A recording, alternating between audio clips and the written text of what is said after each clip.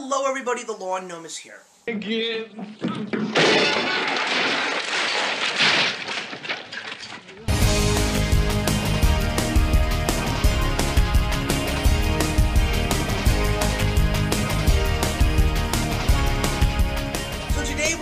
Another review of music, and I know it's been a while since we've actually done this. So, for all of you new people who are coming to watch my channel, first of all, welcome. When it comes to me reviewing music, you need to know that I always talk about albums in pairs. So today we're going to talk about one band and one artist that I've been following for numerous amounts of years, and their newest albums have dropped in 2016, and today we're going to talk about them. The first album that we're going to talk about is the newest installment from Weezer. Once again, they have been milking the self-title thing that they do, so now we have the blue album, the green album, the red album, and as I thought there was probably going to be the yellow, the pink, or the black, we now have the white album. So this album is another Weezer album. It's got the typical Weezer sound, early 60s, late 50s surfer rock overtones, and of course they are still doing what they've been doing for over 20 years, and that is just being antsy, being angsty, and being whiny, talking about teenage/college stuff. Now, the listen is not terrible. There are some very catchy songs on this album. Songs like California Kids, King of the World, Summer Lane and the Drunken Dory. If you are someone that wants to find a good album to listen to this summer, this is definitely, put it in the car, put the windows down, and blast the radio.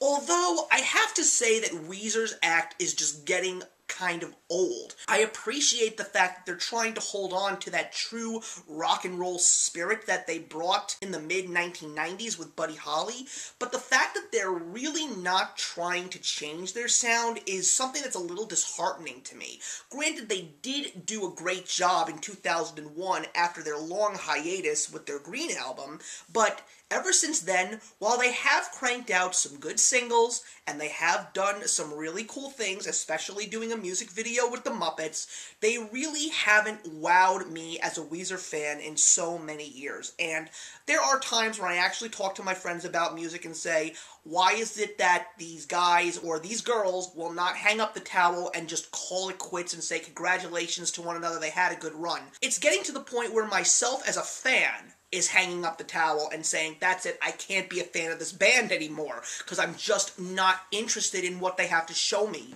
And while their last album was definitely a turn in the right direction, they just went back to their old thing, so I have a strange feeling that unless their new album comes out and it truly is something special, I think I'm going to call my fandom for Weezer officially retired and just enjoy what I've seen over the past couple of years and just be grateful that a band like Weezer existed. Now let's talk about another album that came out, and this is the 6th album from an artist that I truly feel is very overlooked. It's Pete Yorn. It's his new album, Arranging Time.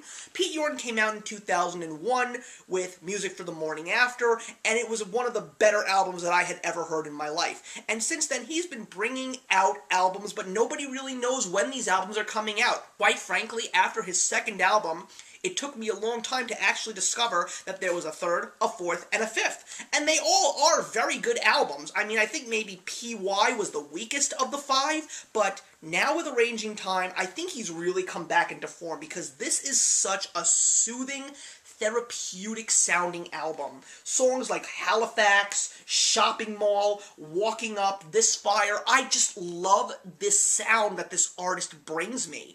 And it's a shame that nobody actually knows that he exists anymore, because I know for a solid fact people knew that he was one of the better artists out there in 2001, but he's really just become a blip on the screen or just vanished off the face of the earth. There are some people that are not really enjoying his album because they don't like his vocals, but I really like the way that he sings his music.